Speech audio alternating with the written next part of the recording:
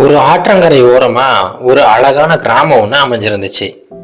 அந்த கிராமத்துல ஒரு இளைஞர் ஒருத்தர் வாழ்ந்துகிட்டு வந்தாரு.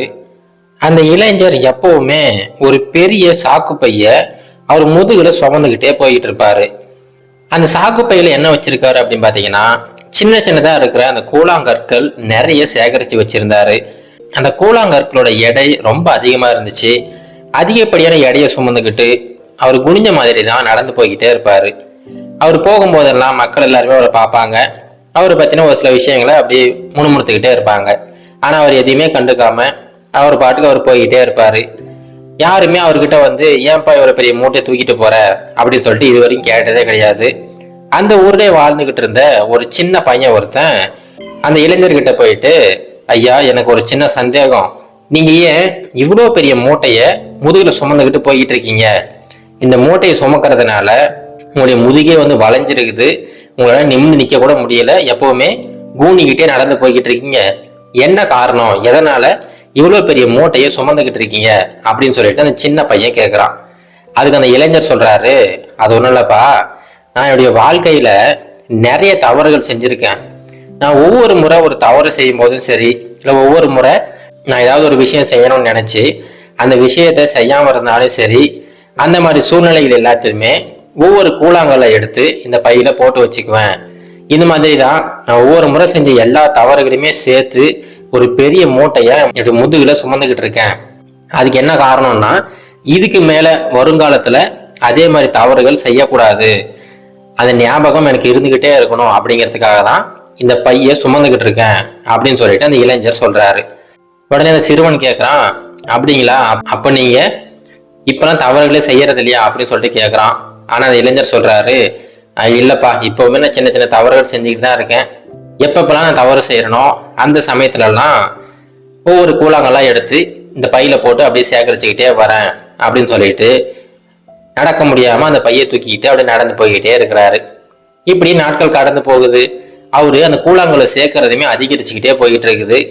கொஞ்ச நாள் கழிச்சு பாத்தீங்கன்னா அவரால் தூக்கவே முடியாத அளவுக்கு அந்த மூட்டையோட கனம் அதிகமாயிடுச்சு. ஆனாலுமே அவர் அந்த மூட்டையை விடுறதா இல்லை. அந்த மூட்டைய அவர் முதுகுல சுமந்துகிட்டே தான் நடந்து போய்கிட்டே இருக்கிறாரு. அந்த சமயம் அவருடைய ஊருக்கு ஒரு சென் துறவி ஒருத்தர் வராரு. அந்த துறவி இந்த இளைஞர் சுமக்க முடியாம இந்த மூட்டையை தூக்கிட்டு போறத பாக்குறாரு. உடனே இந்த இளைஞர்கிட்ட வந்து, என்னப்பா, ஏன் என்னாச்சு, இவ்வளவு பெரிய மூட்டைய அது சுமக்க முடியாம தூக்கிட்டு போறியே, என்ன காரணம் அப்படின்னு சொல்லிட்டு கேட்கிறாரு. அந்த இளைஞருமே நடந்த எல்லா விஷயங்களுமே சொல்றாரு. ஐயா, இந்த மாதிரி தான் என்னுடைய வாழ்க்கையில ஒவ்வொரு முறை நான் தவறு செய்யும் போதுமே ஒவ்வொரு கூழாங்கல்லாம் எடுத்து இந்த பையில போட்டுக்கிட்டே வந்தேன். இன்னைக்கு வரைக்கும் நான் நிறைய தவறுகள் செஞ்சுக்கிட்டே இருக்கேன். அந்த தவறுகளை திரும்ப செய்யக்கூடாது அப்படிங்கிற காரணத்துக்காக எல்லா கூழாங்கல்லையுமே ஒன்னா சேர்த்து இந்த மூட்டையில போட்டு தூக்கிட்டு போயிட்டு இருக்கிறேன், இதுதான் காரணம் அப்படின்னு சொல்லிட்டு அந்த இளைஞர் அந்த துறவி கிட்ட சொல்றாரு. உடனே துறவி சொல்றாரு, என்னப்பா, இப்போ நீ சொல்றதெல்லாம் சரிதான்ப்பா, ஆனா நீ ஏன் இந்த மூட்டையை சுமந்துகிட்டு இருக்கணும்? ஒவ்வொரு தவறு செய்யும் போதுமே அதுல இருந்து ஒரு சில விஷயங்களை கத்துக்குவ, அந்த கத்துக்கிட்ட பாடத்தை மட்டும் நீ மனசுல வச்சுக்கலாமே, அதை விட்டுட்டு ஏன் அது ஒரு சுமையா நீ தூக்கிக்கிட்டு போயிட்டு இருக்கிற அப்படின்னு சொல்லிட்டு கேட்கிறாரு. அதுக்கு அந்த இளைஞர் சொல்றாரு, இல்லைங்க ஐயா, அப்படி கத்துக்கிட்ட பாடம் எனக்கு வந்து மறந்து போயிடுது, நான் திரும்பவும் ஞாபகம் மறதியா அதே தவிர மறுபடியும் செஞ்சிடுறேன், அதெல்லாம் தவிர்க்கணும் அப்படிங்கிறதுக்காக தான் நான் இந்த மூட்டையை கூடியே வச்சிருக்கிறேங்க ஐயா அப்படின்னு சொல்லிட்டு மறுபடியும் அவர் செய்யறத நியாயப்படுத்துறாரு.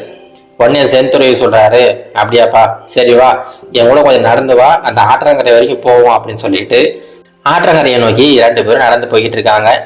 போகும்போது 2 பேருமே பேசல, ரொம்ப அமைதியா இருக்கு. அந்த அமைதியான ஒரு சூழ்நிலை, இயற்கையோட சத்தம் மட்டும் தான் கேட்டுக்கிட்டு இருக்கு.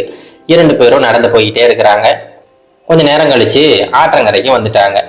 இப்போ ஆற்றங்கரையில அந்த துறவி அந்த இளைஞர்கிட்ட, அந்த மூட்டையை கொஞ்சம் இறக்கி கீழே வைப்பா அப்படிங்கிறாரு. அந்த இளைஞருமே அந்த மூட்டையை எடுத்து கீழே வைக்கிறாரு. இப்ப அந்த துறவி அது உள்ள இருந்து ஒரு சின்னதா ஒரு கூழாங்கல்லை எடுத்து கையில வச்சுக்கிட்டு, இப்ப நீ சொல்லுப்பா, இந்த கூழாங்கல்ல என்ன காரணத்துக்காக நீ இந்த பைக்குள்ள போட்ட, அந்த காரணத்தை சொல்லு அப்படின்னு சொல்லிட்டு கேட்கிறாரு. உடனே அந்த இளைஞர் சொல்றாரு, ஐயா, ஒரு வருஷத்துக்கு முன்னாடி என்னுடைய நெருங்கிய நண்பன், என்னுடைய உயிர் தோழன்னு கூட சொல்லலாம், அவங்கிட்ட சின்னதா ஒரு வாய் தகராறு. அப்போ என் மனதளவுல கூட நினைக்க முடியாத சில வார்த்தைகள்லாம் என் வாய் வெளியில வந்துருச்சு. அந்த வார்த்தைகள் உண்மையிலே நான் சொல்லணும்னு சொல்லல, அந்த சண்டையில என்னுடைய கோவத்துல ஏதேதோ பேசிட்டேன். அப்போ பேசினதுல இருந்து அந்த சண்டையிலிருந்து இன்னைக்கு வரைக்கும் என் நண்பன் கிட்ட பேசவே முடியல. நான் பேசின வார்த்தைகள்லாம் தப்பு அப்படிங்கிறது எனக்கு தெரிஞ்சுக்கிட்டே இருக்கு. அதனாலதான் இந்த கூழாங்கலை எடுத்து அதுல போட்டிருக்கேன். அந்த குற்ற உணர்ச்சி எங்குள்ள இருந்துகிட்டே இருக்கு அப்படின்னு சொல்லிட்டு சொல்றாரு. உடனே அந்த துறவி சொல்றாரு, சரிப்பா, இப்போ இந்த கூழாங்கலை நான் தூக்கி அந்த ஆத்துல போட்டுறேன் அப்படின்னு சொல்லிட்டு டக்குன்னு எடுத்து அந்த ஆத்துல போட்டுட்டாரு. அடுத்த வினாடியே அமைதியா போய்கிட்டு இருந்த அந்த ஆத்துல சில சலனங்களோட அந்த கல் அப்படியே முழுகிடுச்சு. இப்ப அந்த இளைஞருக்கு ஒன்றும் புரியல. ஐயா, ஏன் அதை தூக்கி போட்டீங்க அப்படின்னு சொல்லிட்டு கேட்கிறாரு. இப்போ உனக்கு எப்படிப்பா ஃபீல் ஆகுது அப்படின்னு சொல்லிட்டு துறவி கேட்கிறாரு. இப்போ அந்த கல் என்னை விட்டு போனதுனால இப்படி குற்ற உணர்ச்சி என்னை விட்டு போன மாதிரி ஒரு கொஞ்சம் லைட்டா ஃபீல் பண்றேன் அப்படின்னு சொல்லிட்டு சொல்றாரு. இதுதான்ப்பா, நீ எப்போ உன்னுடைய குற்ற உணர்ச்சிய உன் கூடயே வச்சுக்கிட்டு சுத்திக்கிட்டு இருக்கிறியோ அது வரைக்கும் நீ செஞ்ச தவறை உன்னால சரி செய்யவே முடியாது. ஏன்னா அந்த குற்ற உணர்ச்சி உன்னை உறுத்திக்கிட்டே இருக்கும். அதுல இருந்து உன்னால விடுபடவே முடியாது. அது மட்டும் இல்லாம இந்த பையில நீ நிறைய கூழாங்கல் வச்சிருக்கிற. உண்மையிலேயே எந்தெந்த கூழாங்கல் எதுக்கு எடுத்து போட்ட அப்படின்னு சொல்லிட்டு உனக்கு தெரியுமா அப்படின்னு சொல்லிட்டு கேட்கிறாரு. அதுக்கு அந்த இளைஞர் சொல்றாரு, இல்லைங்க ஐயா, நான் ஒவ்வொரு முறையும் ஒன்னொன்னா எடுத்து போட்டேன். ஆனா எதுக்கு எடுத்து போட்டேன் அப்படிங்கிறது எனக்கு மறந்து போயிடுச்சு அப்படிங்கிறாரு. அப்போ நீ சேகரிக்கிறதுல ஒரு பிரயோஜனமே இல்லையாப்பா. நீ எதுக்கு இந்த கூழாங்கல் எடுத்து வைக்கிறேனே தெரியறதில்ல. ஆனா மறுபடியும் அந்த தவறுகள் செஞ்சுக்கிட்டு தான் இருக்க. அதே தவறுக்காக மறுபடியும் அந்த கூழாங்கலை எடுத்தும் பையில போட்டுக்கிட்டே வந்துகிட்டு இருக்க. இதனால உன்னுடைய குற்ற உணர்ச்சியோட சுமை மட்டும் தான் அதிகரிச்சுக்கிட்டே போதே தவிர நீ செஞ்ச அந்த குற்றங்களுக்கு எந்த ஒரு பிராய்ச்சியத்தையுமே நீ தேடாம இருக்கிற.